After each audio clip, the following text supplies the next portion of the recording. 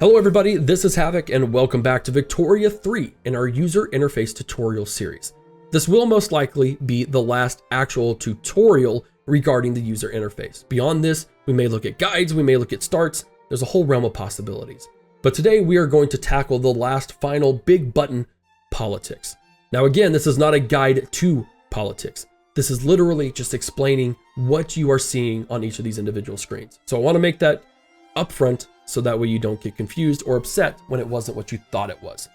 We start with the overview of your political system, and this shows a great range of things. For one, it shows your leader in power.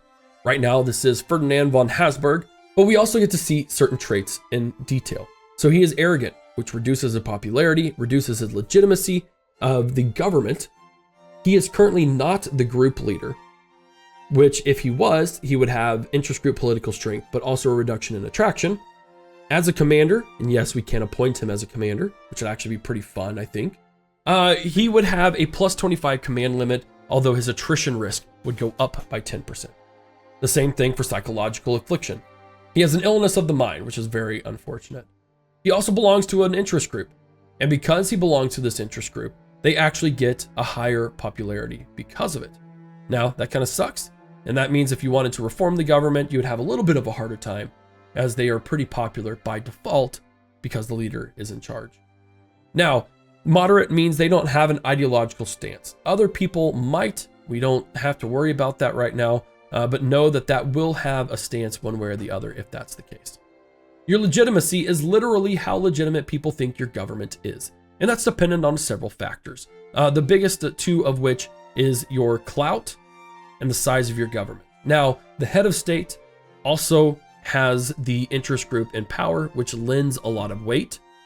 The total clout of the government is the clout being the political strength of an interest group. The total clout is the percentage of everyone times 1.10, which is based on your laws and a base value of 1. So if we were to go to a different law that increased the legitimacy of the political strength, that might be even higher.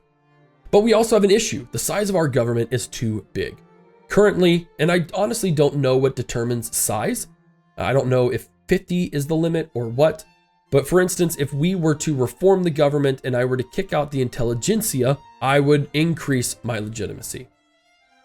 Kicking out the Austrian aristocracy probably wouldn't work, just a FYI.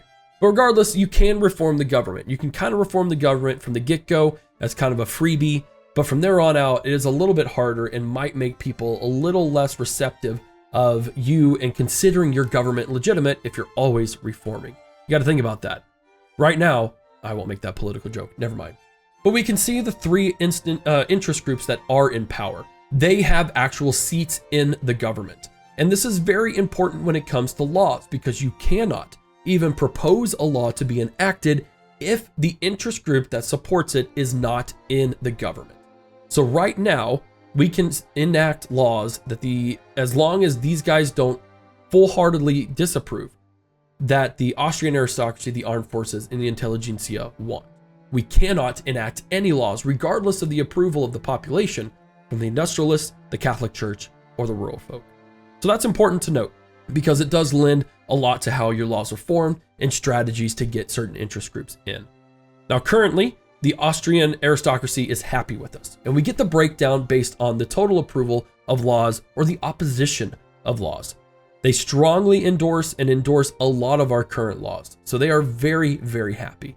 And they have 30.5% clout. Their political strength based on the pops that support them and are politically active, and also the level of professions. That's important to note because, for instance, I think 100,000 aristocrats have the same political clout as 10 million laborers. But we can also see that different things from leader traits, from different characters in general, from different laws, they all lend their weight. I will say, pay attention to the laws-based strengths, because if I was Austria and I wanted the aristocracy out, these are the first two laws that I would hit. Hereditary bureaucrats lends 25% increase in political strength. The local police force does 10. If I got rid of monarchy, hereditary bureaucrats, and local police force, their presence, their clout would be 60% less and would have severe impacts. The armed forces would have more of an impact at that point. Now, it isn't easy to simply enact those laws, but if my gameplay style were to kick out the aristocracy, those are the things that I would go for first. Something to keep in the old noggin here.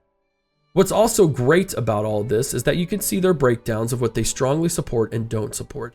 This gives you a good idea on how efficient you think that they could be. But you have a green arrow here as well. This green arrow brings you to the interest groups themselves. This gives you an idea of this political interest group, all of their ideologies, their traits. These are traits based on how well they are happy or satisfied with the current government. And then, of course, the leader, population, etc., etc. We can suppress or bolster them, which would give them an increase or decrease on their population attraction, the interest group attraction, excuse me. This is the population of all the pops that are in that interest group, the laws that they represent or would like to see enacted. This is very important to look at and enact very quickly. I wish I could, actually I can, because I can pop it right there. Perfect, I forgot I had done that. And then of course their modifiers. Here you go. This is an interest group political strength, armed forces political strength. All of that stuff does tend to matter. Now, this is the opposition. These are the people who are not in government. And I could reform and bring them in if I wanted to, but we'll get to that eventually. Now, the active interest group traits. Those are the people active in here. They are currently giving me family ties, which gives me more influence because their approval is happy and they're not marginalized. Now, once we hit play, you would be able to see a historical data on the clout of all of the viable interest groups. That's very cool. And it's honestly cool to see something like the aristocracy, see them all the way up there and then just plummet, because that's what I would try and do. It's a very cool little system. We don't have any laws being enacted right now. There are no political movements. Sometimes a political interest group will get such a movement, have such a strong desire to either have a law enacted or revoke a current law, that you would have a political movement, in which case has support and radicalism. Support, if it's high, that's great. If it's radicalized low, you don't have to worry about it. What you want to be concerned about is high support and high radicalism, because that's what leads to revolution. And then lastly, we'll look at this in its own tab, but you can see the institution levels as an overview of education and law enforcement and how much it's costing us in bureaucracy. We can reduce the law enforcement if we wanted to. That would give us a little bit more bureaucracy, but it takes a long time to do that.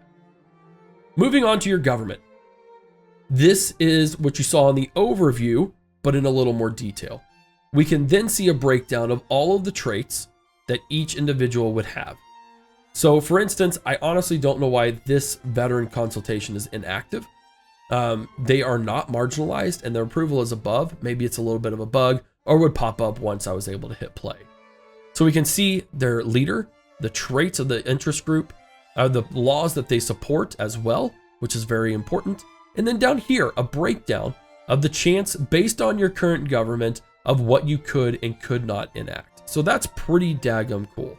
For instance, we can't enact serfdom because we have to have the right law, or we can't we can't revoke it basically. And so that also gives us laws that we can't support, which is also okay, but I never take a look at that. This is a pretty important one because it lets you know what you have the possibility of enacting or not enacting. Again, over here are all of your other interest groups in opposition. Marginalized mean they literally do not have enough clout to be important. You don't have to worry about these guys. Or if you want them to become marginalized, you can look at them, figure out how to support them, and then put them into positions of power. Two little things you could do there. Legitimacy is, as I mentioned, the availability of how productive or how legit your government seems.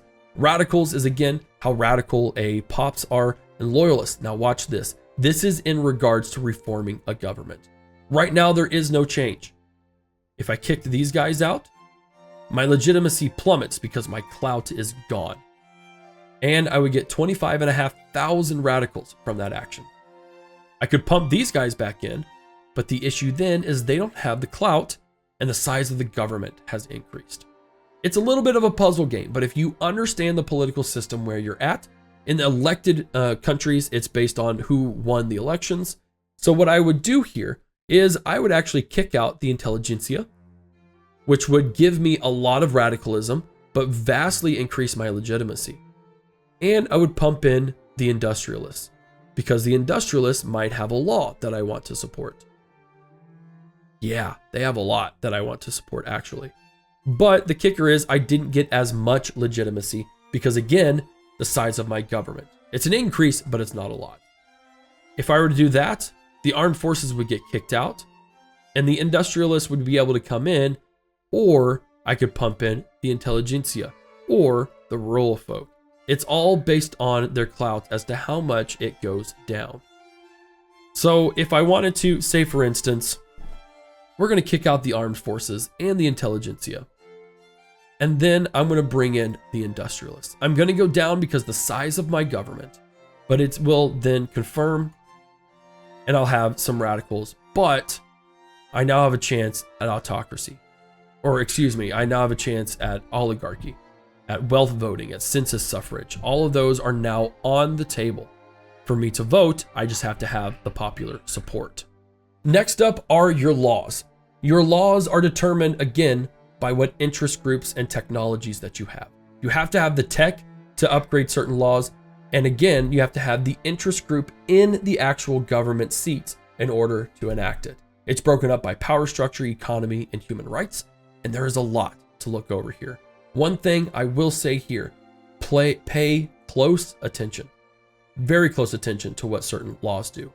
We have an autocracy right now. If I went to land voting, we would get more authority. Actually, we would get less authority, but political strength from aristocrats, capitalist clergymen, and officers would all come into play. Or if we did wealth voting, it gives strength from votes, threshold for voting, census suffrage, reduces that. So if I were to enact census suffrage, not only would we get more political strength from literate pops and a threshold for voting, it would increase our legitimacy of the government, but it would also reduce our authority by 200. So that's just something to consider. And one of the things that you also have to think about is something like the local police force. Right now, the local police force boosts the landowner's political strength. A dedicated police force reduces that completely. A militarized police force would not only reduce the influence of the landowners, but boost the political strength of an armed forces interest group. Now, if we were to look at this, we want to enact this. Let's just say we do. There's a few things to consider. One is that your enactment time is 180 days. That is will go down or up depending on the, oh goodness, it is, yes, your authority. Your enactment chance is based on the support from the interest group who has the largest amount of clout. In this case, it's the aristocracy, because I don't know why they would support it, honestly. But then on top of that, your radicals, or the people who might oppose it, depends on how well it's supported or rejected. In this case, we have a lot of support, especially from the little guys, because they like this idea a lot. On top of the Austrian aristocracy. 14% of the clout opposes it. That's from industrialists and trade unions. And you see, they won't be very happy. But again, trade unions are so little, I don't consider them. And then you have 43.8% in the clout of the country doesn't care. So we could try and do this, and it would bolster the aristocracy and the rural folk at the expense of the industrialists and the trade union. So yeah, just be aware. Please be aware of the effects that what you think might just be super willy-nilly, oh, I'm just going to make an ultra-progressive system. It could have a lot of repercussions. Last but not least are institutions. There are various laws that enact institutions. Those are education, law enforcement, I believe health, welfare is another one of those. These institutions allow you to bolster certain aspects of your country. In the case of education, it opens up education access for all pops, and then assimilation of cultures and pops that are not our own. Each level of institution increase costs more bureaucracy and also will take 50 weeks to enact. So even if I had the bureaucracy to increase all the way to level 5, it would take 250 weeks, about 5 years, in order to do that. But it would give us a lot of education and a ton of assimilation. Education would be perfect if you are in a country with so many diverse cultures and diverse religions and diverse population types, right? Right. Law enforcement is the same. We have 2 from bureaucracy, 1 from law enforcement. It would give more political strength to the aristocracy, but state penalties from turmoil go down by 100%. That means you would have a lot of effect from your turmoil, but it wouldn't actually affect the state. Currently, turmoil increases tax waste and causes a lot of problems.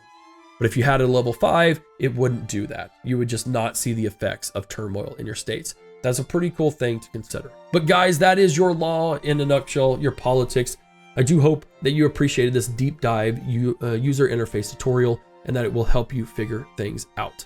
If you did enjoy it, be sure to give it a thumbs up, subscribe to the channel, turn on notifications, but of course, as always, leave your comments in the comment section. We will continue into Vicky 3 in other ways, more official guides, etc., and including a Let's Play. So if you want to check out the channel and hang around, there will be tons of Vicky 3 content. Thank you guys so much for watching. This is Havoc, and I'll see you in the next one.